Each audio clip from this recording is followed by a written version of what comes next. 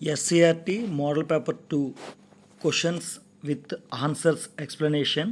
ఈ ఆన్సర్స్ తయారు చేసింది శ్రీ బషీర్ ఖాన్ గారు. ఆయనకి మన విద్యార్థులందరి తరపున మన టీచర్స్ తరపున కూడా కృతజ్ఞతలు. So first one mark questions 12. అందులో ఒకటోది metals recyclable, fossil fuels non recyclable. Who wrote the book small is beautiful? E F Schumacher. From which raw material is aluminum extracted? Answer bauxite. Find out the mismatched pair from the following. Frederick Sorre, artist. Ernest Renan, philosopher. Andreas Rebmann, historian. ఇది wrong answer, ఎందుకంటే Andreas Rebmann is a journalist. Friedrich List professor of economics, అది కూడా right. అంటే ఇందులో miss match అయింది మాత్రమే మనం ఆడు మ్యాన్ అవుట్ అని అన్నట్టుగా బయటికి తీసేయాలన్నమాట. Who was the founder of Young Italy? Giuseppe మజ్జిని.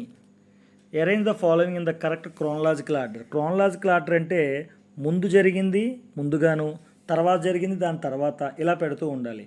అంటే 1 తర్వాత 2, 2 తర్వాత 3, 3 తర్వాత 4 ఎలా అయితే నెంబర్లు వస్తాయో అదేవిధంగా సంవత్సరాల విషయంలో ముందుగా జరిగిపోయినటువంటి సంవత్సరంది ముందు, దాని తర్వాత జరిగిన తర్వాత. ఇక్కడ చూడండి, పొటాటో ఫెమైన్ ఇన్ ఐర్లాండ్ 1845, 1852.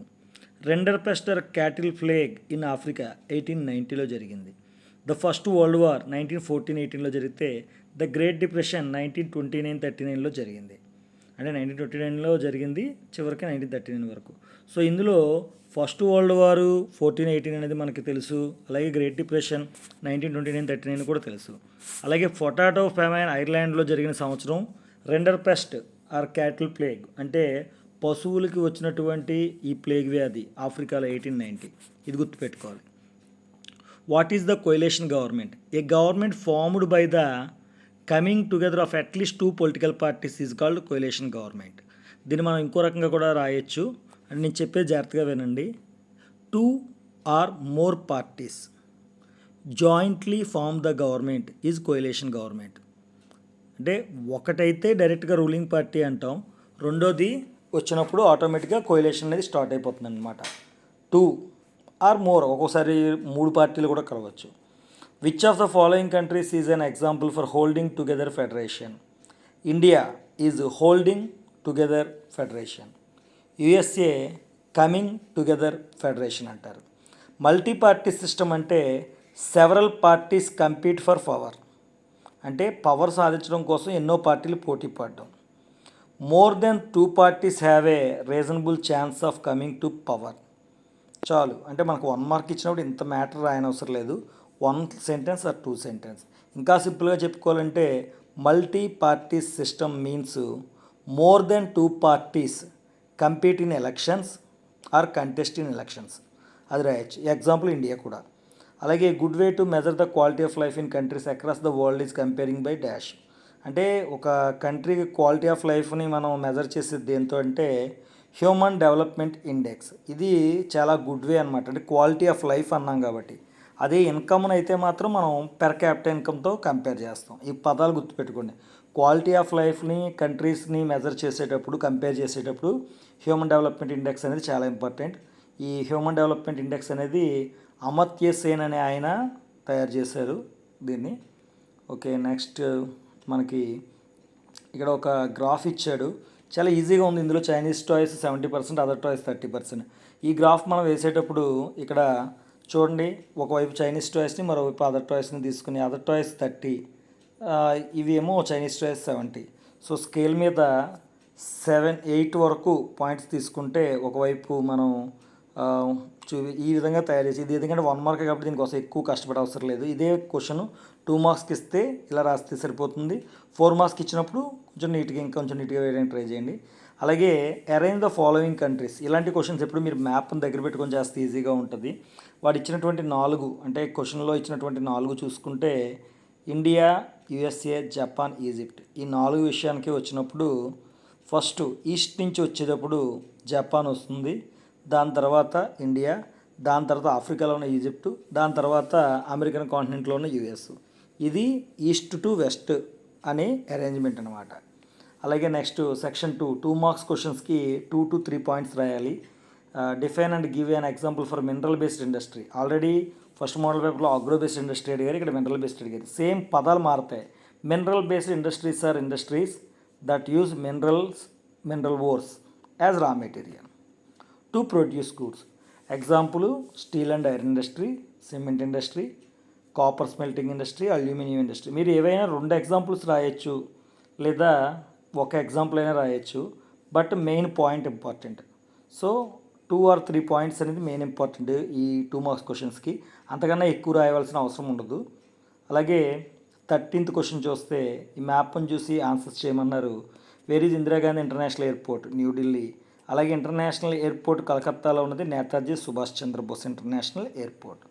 అలాగే నెక్స్ట్ ఇక్కడ కోల్కత్తా, చెన్నై, బెంగళూరులో ఉన్న కెంపెగౌడ ఇంటర్నేషనల్ ఎయిర్పోర్టు, హైదరాబాద్లో ఉన్న రాజీవ్ గాంధీ ఇంటర్నేషనల్ ఎయిర్పోర్టు, ఇంకా Cochin international airport, Mumbai Chhatrapati Shivaji international airport. వీటిని కూడా మనం గుర్తించడం మంచిది ఎగ్జామినేషన్ పాయింట్ ఆఫ్ వ్యూలో. సిల్క్ రూట్స్కి సంబంధించిన ఎక్స్ప్లెనేషన్ 2 మార్క్స్కి అడిగినప్పుడు ఇక్కడ 5-6 పాయింట్లు ఇచ్చారు. అంటే మీకు ఈజీగా ఉండే పాయింట్లు ఏవైనా 3 గుర్తుపెట్టుకుంటే చాలా easy.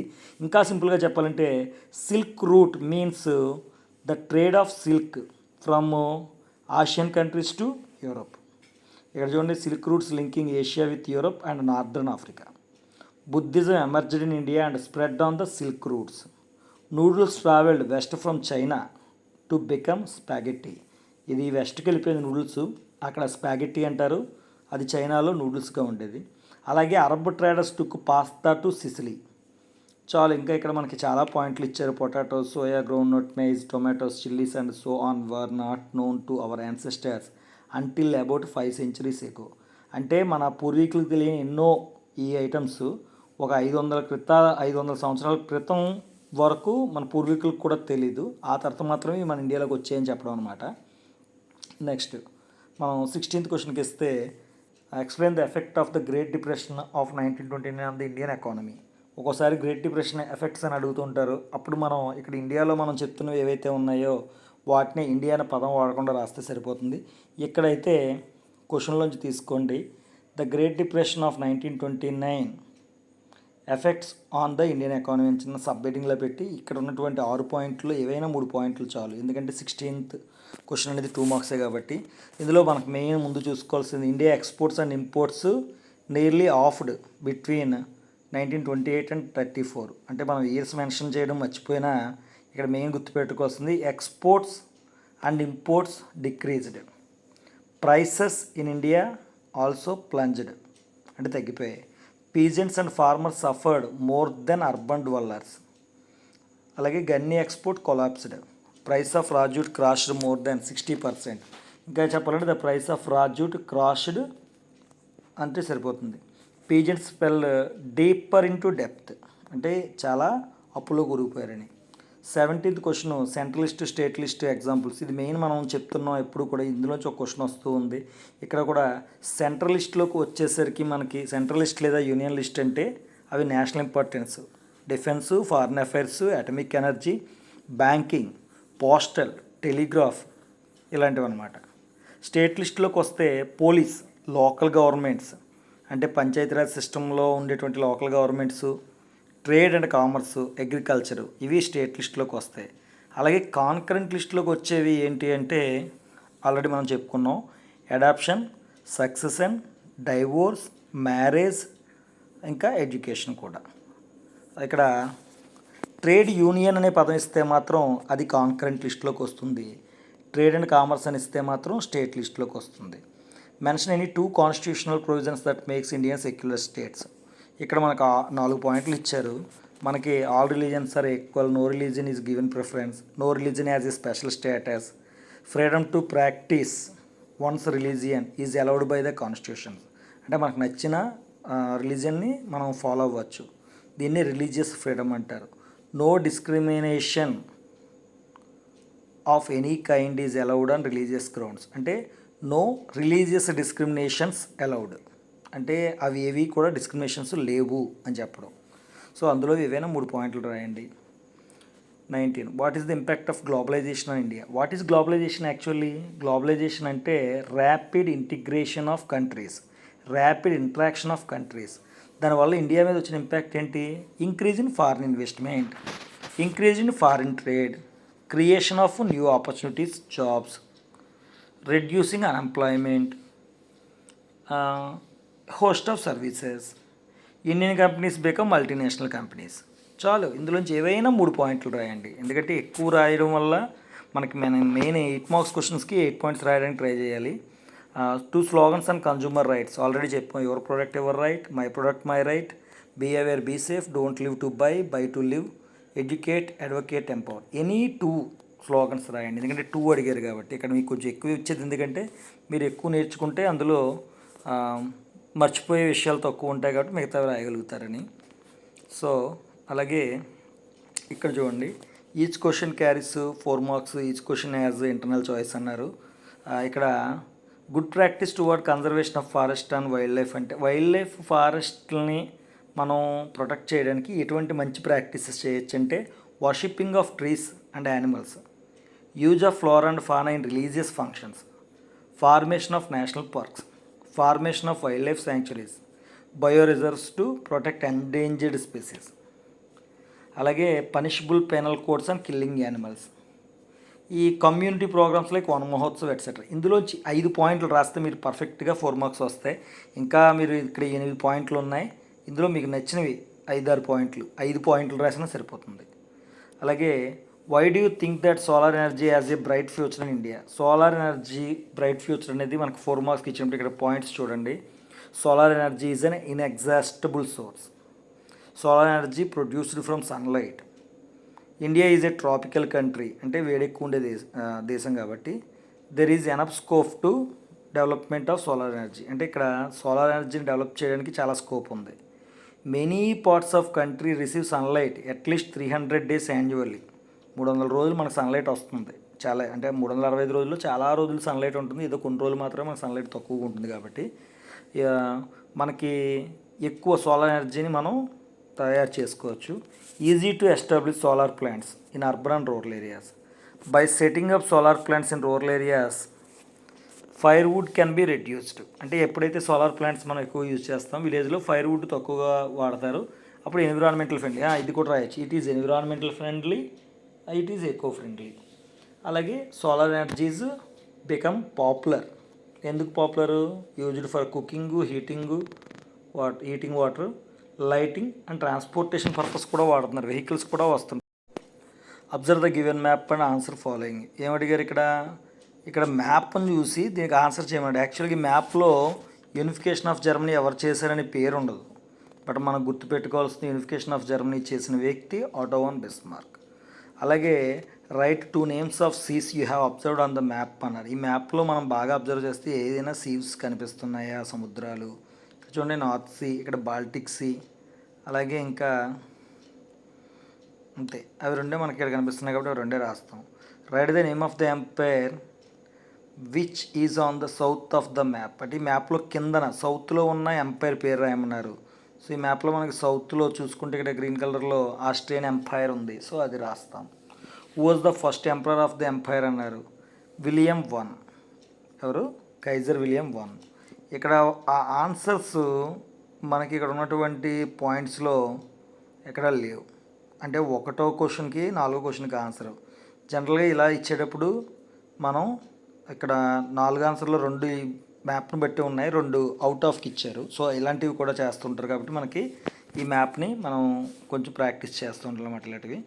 So 24th, how did East India Company procure regular supply of cotton and silk textile from Indian weavers అన్నారు. ఎలా చేసింది ఇచ్చారు. East India Company adapted various steps. దేనికి?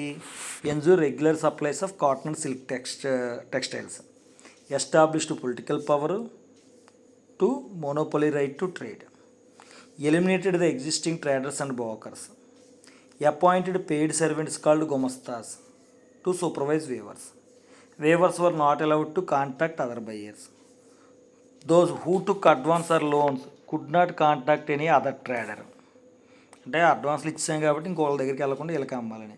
సో ఇప్పుడు నేను చెప్పిన పాయింట్లు రాసి లాస్ట్లో సేమ్ మనకి ఏదైతే క్వశ్చన్లో ఉందో అది. So East India Company procure regular supply of cotton silk textile from Indian weavers అని రాస్తే ఆన్సర్ పర్ఫెక్ట్గా సరిపోతుంది. ఈ గ్రాఫ్ను అనలైజ్ చేయకపోయినప్పుడు ఈ గ్రాఫ్ను జాగ్రత్తగా చూస్తే ఇందులో ఉన్న టైటిల్ గురించి ముందు రాయాలి. Population of different religious communities in India 2011. అందులో ఏ రిలీజియన్కి ఎక్కువ ఎంతెంత పర్సంటేజ్లు ఉన్నాయో అన్నీ రాయొచ్చు. లాస్ట్లో but every one lives in India happily together with religious freedom, ఇలాంటి ఎక్సలెంట్ పాయింట్ యాడ్ చేస్తే మనం రాసిన దానికి పర్ఫెక్ట్గా మార్కులు పడిపోతాయి. అలాగని ఇక్కడ ఎక్కువ పాయింట్లు రాయొద్దు, ఎందుకంటే ఇది మనకి 4 మార్క్స్కి ఇచ్చాడు. మ్యాక్సిమం 5 పాయింట్స్ చూసుకోండి. 26th క్వశ్చన్ వచ్చి డెమోక్రటిక్ గవర్నమెంట్ ఎందుకు మిగతా వాటికంటే బెటర్ అని అడిగారు. ఆల్రెడీ మనం democratic government accountable, legitimate, responsible అని రాసాం కదా. సేమ్ అక్కడ ఏవైతే పాయింట్లు రాసామో వాటిని ఇక్కడ రాయొచ్చు, లేదా ఇక్కడ ఉన్నటువంటి పాయింట్లని మోడల్ పేపర్ 1లో ఇచ్చిన అదే క్వశ్చన్కి రాసుకోవచ్చు. సో ఈ 2 క్వశ్చన్ కొంచెం మారిందేమో కానీ మెయిన్ కాన్సెప్ట్ ఏంటంటే డెమోక్రటిక్ గవర్నమెంట్ వల్ల వచ్చే అడ్వాంటేజెస్. ఇక్కడ చూడండి, promotes equality, enhance dignity of the individual, improves the quality of decision making, provide methods to resolve conflict, legitimate government, accountable government, responsible government, promote transparency. ఇక్కడ ఇచ్చిన వాటిలో నుంచి ఏవైనా 5-6 పాయింట్లు వచ్చేలా చూసుకోండి. ఇప్పుడు నేను చెప్పినవి ఈజీగా ఉన్నవి, అది మనకి డెమోక్రటిక్ గవర్నమెంట్ని అప్రిషియేట్ చేస్తున్నట్టు ఉంటుంది. మనం ఫస్ట్ పాయింట్ని కూడా తీసుకోవచ్చు. Yes, I appreciate democratic government, it is better than all other forms of governments right అని కూడా రాయొచ్చు. Why do we use averages, are there any illustration to their use, illustrate with your own example related to the development అడిగారు. Development is a complex phenomena. The average income is useful for comparison of development, but there are some limitations. What are the limitations? The average income hides disparities, అంటే కొన్ని తేడాలను చూపించదు. ఎగ్జాంపుల్కి Kerala with lower per capital income as a better human development than Haryana. మనం కొన్ని చూస్తే హర్యానాలో ఎక్కువ ఇన్కమ్ వస్తుంది, కానీ హ్యూమన్ డెవలప్మెంట్ కేరళలో ఎక్కువ ఉంది, కానీ కేరళకి లోయర్ పెర్ క్యాపిటల్ ఇన్కమ్ ఉంది. సో ఇక్కడ ఇచ్చిన 5 పాయింట్లు పర్ఫెక్ట్ అనమాట, ఆన్సర్కి సరిపోతుంది. Next, explain how the consumers are exploited. Consumers ఏ విధంగా దోపిడీకి గురవుతున్నారని అడిగారు. మనం false information, unfair trade practices, using faulty weighter scales, selling adulterated defective goods, lack of awareness. So ఈ 5 పాయింట్లని కరెక్ట్గా రాయండి. ఫాల్స్ ఇన్ఫర్మేషన్ అంటే ఇన్ఫర్మేషన్ సరిగ్గా ఉండకపోవడం. అన్ఫేర్ ట్రేడ్ ప్రాక్టీస్ అంటే ఎక్కువ రేట్లకు అమ్మడం, ఇలాంటివన్నీ కూడా. ఫాల్టీ వెయిట్స్, మనకి కేజీ అంటారు, అది 750 గ్రాములో ఉండొచ్చు. అలాగే సెల్లింగ్ అడల్టరేటెడ్ అంటే కల్తీ చేయబడినవి కానీ లేకపోతే డిఫెక్టివ్ ఉన్న గుడ్స్ కానీ అమ్మడం. ల్యాక్ ఆఫ్ అవేర్నెస్, దానికి సంబంధించిన అవేర్నెస్, జాగ్రత్తలు కన్జ్యూమర్లకు తెలియకపోవడం. ఇక సెక్షన్ 4 8 మార్క్స్ క్వశ్చన్స్ విషయానికి వస్తే 29th క్వశ్చన్లో water become a renewable resources explain చేయమన్నారు. మనం క్వశ్చన్లో ఉంటే రాయచ్చు, water becomes a renewable resource. ఎందుకు? వాటర్ 3 టైప్స్లో మనకి ఎక్కువగా కనిపిస్తూ ఉంటుంది. ఏంటవి? ఒకటేమో రెయిన్ వాటర్, ఇంకోటేమో సర్ఫేస్ వాటర్, మూడోదేమో గ్రౌండ్ వాటర్. ఈ మూడిటిని బేస్ చేసుకొని 3 ప్రాసెస్ ఇన్వాల్వ్ అయి ఉన్నాయి. అదే హైడ్రలాజికల్ సైకిల్. ఆ కంటిన్యూస్గా జరిగే ఆ 3 ప్రాసెస్ని గురించి మనం రాయాలి. అందులో మొదటిది వచ్చి ఎవాపరేషను, రెండోది కండెన్సేషన్, మూడోది ప్రెసిపిటేషన్. సింపుల్గా చెప్పుకోవాలంటే the sun heats water in oceans, rivers and lakes. The water changes into vapour is evaporation. The water vapour cools and condenses to form clouds. The clouds turn into water droplets. అది కూడా కండెన్సేషన్లోకి వస్తుంది. తర్వాత ఆ water droplet అయిన తర్వాత అది నేలను తాకడాన్ని precipitation అంటారు. ఇంకా సింపుల్గా చెప్పుకోవాలంటే evaporation, the water changes into vapour. Condensation, the vapour become water లేదా the vapour changes into water. Precipitation, after condensation the water droplet fall on the earth surface as rain, snow or hail, ఏదైనా కావచ్చు. So ఇది అనమాట, చాలు. This is hydrological cycle. So water is a renewable resource, continuous process అని రాయొచ్చు. Importance of agriculture in India. ఇండియాలో ఉండే agriculture importance. మనం agriculture provides us food, agriculture provide as class, agriculture provide employment, agriculture provide national income, agriculture provides millions of farmers employment, ఇలా. అలాగే animals also depends upon agriculture. So ఇక్కడ ఇచ్చినటువంటి ఇంకా export, Indian economy developed by agriculture because of the exports. ఇక్కడ exports పేర్లు కూడా ఇచ్చారు, bold and agriculture goods రాస్తారు, tea, coffee, spices, fruits, vegetables, eggs, fish, mutton, leather etcetera. Exporting these articles or goods we earn huge foreign exchange లేదా foreign currency. So ఇలా కూడా రాయొచ్చు. Next paragraph and comment అన్నప్పుడు ఆ పారాగ్రాఫ్ను పూర్తిగా చదివి దాన్ని కామెంట్ చేయాలి. ఏ పారాగ్రాఫ్ ఇచ్చినా కూడా ఇంత పారాగ్రాఫ్ ఇచ్చినప్పుడు మీరు మొత్తం పూర్తిగా చదివితే దీన్ని 1-2 పాయింట్లు తగ్గించి మీరు కామెంట్ చేయడం అనేది ఈజీగా ఉంటుంది. ఒక్కోసారి చిన్న పారాగ్రాఫ్ ఇచ్చి దాన్ని కామెంట్ చేయమంటారు, అప్పుడు మాత్రం ఆ పారాగ్రాఫ్ని జాగ్రత్తగా అర్థం చేసుకుని దాన్ని కొంచెం ఎక్కువగా రాయాలి. ఎగ్జాంపుల్కి ఇక్కడ print culture would bring enlightenment, ఇక్కడ 30Aలో ఇలా ఇస్తే 30Bలో ఒక లైన్ ఇచ్చి దాన్ని కామెంట్ చేయమన్నారు. జనరల్గా మీకు ఎగ్జామ్లో ఎప్పుడైనా ఇలా ఇచ్చినప్పుడు మీరు ఏది ఈజీగా రాయగలరో అదే రాయండి. సో ప్రింట్ కల్చర్ వల్ల బాగా డెవలప్మెంట్ జరిగిందన్నారు. ప్రింట్ కల్చర్ అంటే ఏంటి? ప్రింటెడ్ బుక్స్ రావడం వల్ల ఏం జరిగిందో ఒకసారి ఆలోచించండి. ఇక్కడ కొన్ని పాయింట్లు ఉన్నాయి, ఒకసారి అవి చూద్దాం. ఈ 8 మార్కులు ఇచ్చారు కాబట్టి మనకి 8 పాయింట్లు వచ్చేలా చూసుకోవాలి. In 18th century Europe, print culture would bring enlightenment and despotism. It is easy to cheap availability. It is easy to literacy. The clergy and monarchs feed the enlightenment that a vast trading public would gain. Already మనం model paper 1లో చెప్పుకున్నాం, print culture అనేది కొంతమందికి feed కలిగించిందని.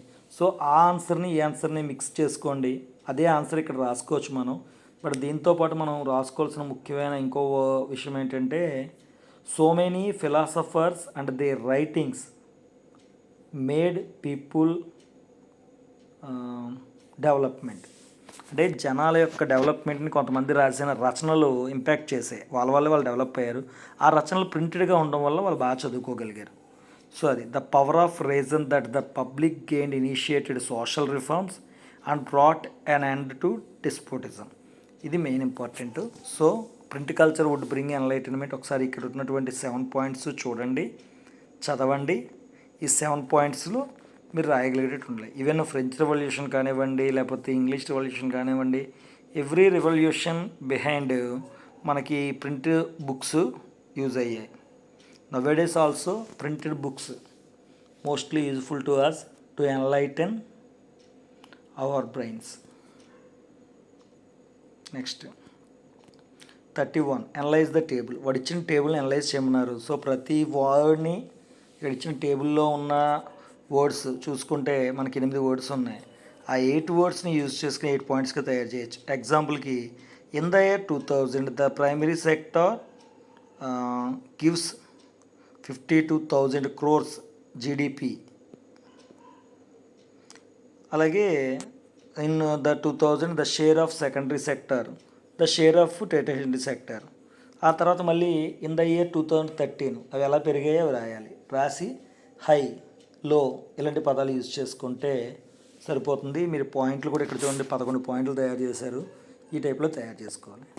అలాగే analyse the given pie chart అన్నప్పుడు same మనం మొదటి model పేపర్లో చెప్పినట్టుగానే ఇక్కడ ఉన్నటువంటి పై చార్ట్ని ఎక్స్ప్లెయిన్ చేసుకోవడమే, అనలైజ్ చేసుకోవడమే. కమర్షియల్ బ్యాంక్స్ ఏ విధంగా ప్రొవైడ్ చేసే, ఎవరెవరు ఎంతెంత ప్రొవైడ్ చేశారు అనేది ఇక్కడ ఎక్స్ప్లెయిన్ చేసుకుందాం. అలాగే నెక్స్ట్ వచ్చేసరికి state 1 prudential reason and 1 moral reason for power sharing with an example of each of these. Power షేరింగ్లో మనం 4 క్వశ్చన్లు ఉంటాయి, ఎప్పుడు కూడా ఇంపార్టెంట్ అని చెప్పు కదా. ఇందులో పవర్ షేరింగ్ అంటే ఏంటి? The practice of distributing power among different organs of government or different social groups or different levels. ఇవన్నీ కూడా డెమోక్రసీలోవే. అందులో ప్రుడెన్షియల్ రీజన్ ఏంటంటే మెయిన్ ఇక్కడ 3 పాయింట్లు ఉన్నాయి, 3 పాయింట్లు కూడా రాయాల్సి ఉంటుంది. మన Prudential reason and moral reason అడిగినప్పుడు 3 ప్రుడెన్షియల్లోని 3 మోరల్లోని వచ్చేలా చూసుకోండి. Prudential reasons, it is help to reduce the possibility of conflict between social groups. అంటే సోషల్ గ్రూప్స్ మధ్యన కాన్ఫ్లిక్ట్స్ని తగ్గిస్తుంది. A good way to ensure the stability of political order, political ఆర్డర్ని stability తెప్పిస్తుంది. Imposing the will of the majority community, అంటే majority people ఏదైతే కోరుకున్నారో దాన్నే జరిగేలా చేస్తుంది. చాలు. అలాగే in the long run it undermines the unity of the nation. ఇది మెయిన్ పవర్ షేరింగ్లో బెస్ట్ ప్రుడెన్షియల్ రీజన్ ఏంటంటే in the long run it undermines the unity of the nation. Moral రీజన్కి వచ్చేసరికి power sharing is the very spirit of democracy. Democracy అంటేనేంటి? Power అనేది share చేసుకోబడాలి కదా, అప్పుడే కదా ఎక్కువ మంది అందులో పార్టిసిపేట్ చేసి ప్రజల్ని రూల్ చేయగలుగుతారు. సో మోరల్ రీజన్కి వచ్చేసరికి power sharing is the very spirit of democracy. A democratic rule involves sharing power with those affected by its exercises and who have to live with its effect. Third one వచ్చి people have the right to be consulted. A legitimate government is one where citizens through participation acquires a stake in the system. అంటే సిస్టంలో మార్పులు రావడంలో citizens participation కూడా ఉండడమే legitimate government కాబట్టి moral రీజన్లో ఇది రావచ్చు. అలాగే explain the characteristics of national party. ఇక్కడ 6 పాయింట్లతో పాటు ఈ నేషనలిస్ట్ పార్టీకి అన్నప్పుడు ఇంకా ఎక్కువ మీరు తయారు చేయొచ్చు. ఎలా అంటే national party is contest elections in nation wide.